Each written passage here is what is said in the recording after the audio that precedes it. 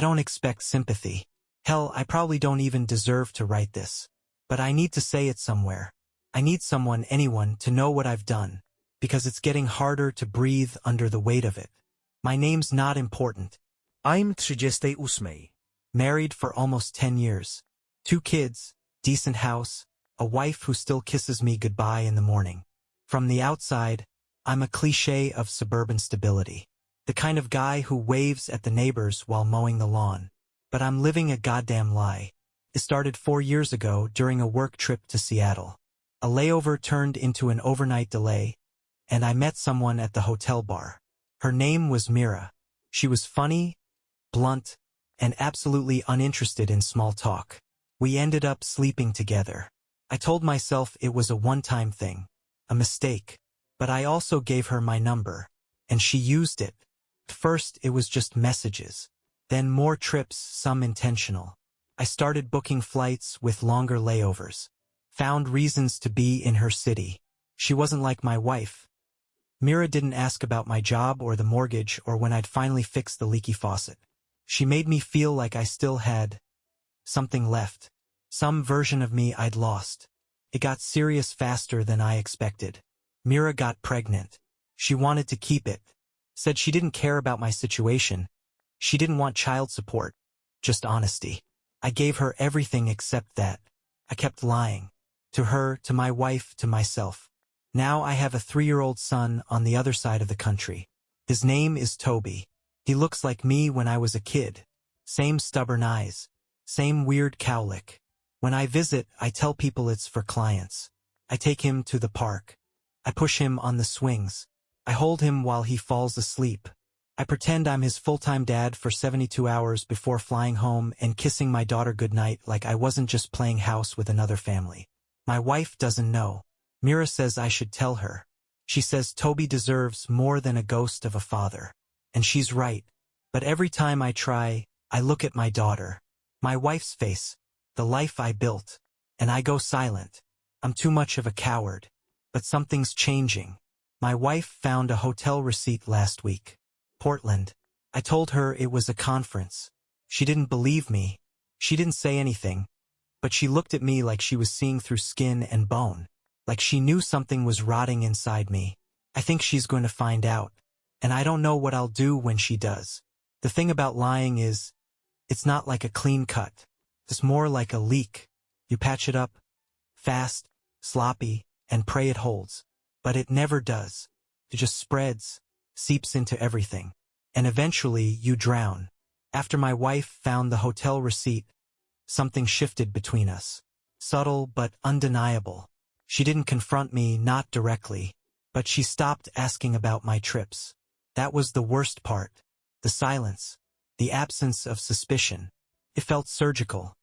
Like she was pulling away piece by piece, cutting me out of her life without saying a word.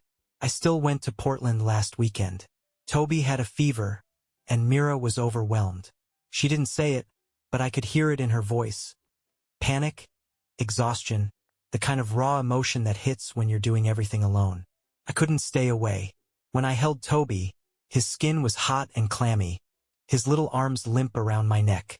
I sat with him all night on the couch, wiping his forehead, reading the same picture book 3 times in a row because he asked me to. He called me Dad. Not Daddy, not Father, just Dad. Like it was the most normal thing in the world. And God help me, I didn't want to leave.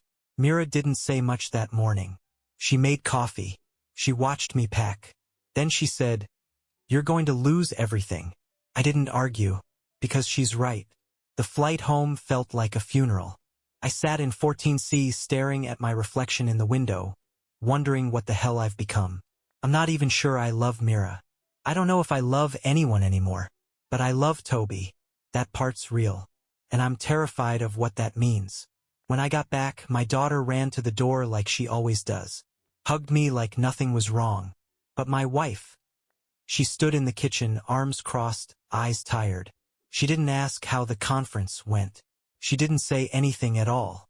Later that night, I found her in the living room, just staring at the dark TV screen. I asked if she was okay. She looked at me, really looked, and said, "How long have you been gone?" I froze. What do you mean? She smiled, but it wasn't real. I mean you, not your body. You. I didn't have an answer, because maybe I've been gone for years. Last night my daughter showed me a drawing. She's 6. Loves crayons, stickers, anything messy. She was so proud. Ran up to me while I was pretending to work at the kitchen table and said, "Look, Daddy, it's our family." For stick figures. Me, her, my wife, and someone else. A little boy with yellow hair. Holding my hand. I stared at it for a solid minute. Couldn't move. Couldn't speak. My wife looked over her shoulder from the stove and froze, too. No one said a word. Just silence thick enough to choke on. I don't know how my daughter knows. Maybe she overheard something. Maybe she saw a picture on my phone. Maybe kids just know. But that damn drawing hit harder than any confrontation ever could. After the kids went to bed, my wife sat across from me on the couch. No te ve. No distractions. Just her and whatever I had left inside. "Is he yours?" she asked quietly. I didn't lie. She didn't cry. That was the worst part. I almost wanted her to scream, throw things, shatter glass.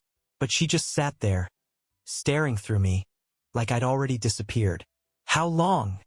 she whispered. "4 years." She nodded. Just once. No shock. No gasp. Like she'd already guessed, and was just confirming the autopsy report. She didn't say another word. Just went upstairs and closed the door behind her. Didn't slam it. Didn't lock it. Just closed it. And I sat on the couch until sunrise. Because where the hell else was I supposed to go? I called Mira this morning. Told her everything's falling apart. She didn't say, "I told you so." She just sighed. Said Toby's been asking why I haven't FaceTimed him this week. I said I needed time. She said, "You've had 3 years." And she hung up. Now I'm sitting in my car outside my own house. Engine running. Hands shaking. I don't know what to do. I want to go inside and fix everything. But there's no version of this where I don't destroy someone. And the worst part? A part of me still wants both lives. God help me, I want both. I moved into a motel 3 nights ago. It's a shitty place off the freeway, with buzzing lights and a stain on the ceiling that looks like a spreading wound. The heater clicks like it's got a nervous tick. There's no silence here. Just the low hum of loneliness I used to be able to outrun. Not anymore. My wife asked me to leave. She didn't scream. She didn't demand money or explanations. She simply said, "You don't belong here anymore," and handed me a duffel bag with the zipper broken. The same one I used to pack for work trips. Ironic, right? I sat on the front steps for almost an hour before I left. My daughter watched me from the window. She didn't wave. Mira isn't answering my calls. She texted once, "I won't let Toby get hurt by your chaos. Figure yourself out. Then maybe we'll talk." I've been staring at that message for hours, reading it like it holds some hidden instructions on how to rebuild a life I burned down with my own hands. I don't even know what I want anymore. There was a time I thought I could manage it all, balance the lies, be everything to everyone. But you can't love 2 people fully without betraying both. You can't be half a husband, half a father, and expect either half to survive. I thought I was escaping something. The routine.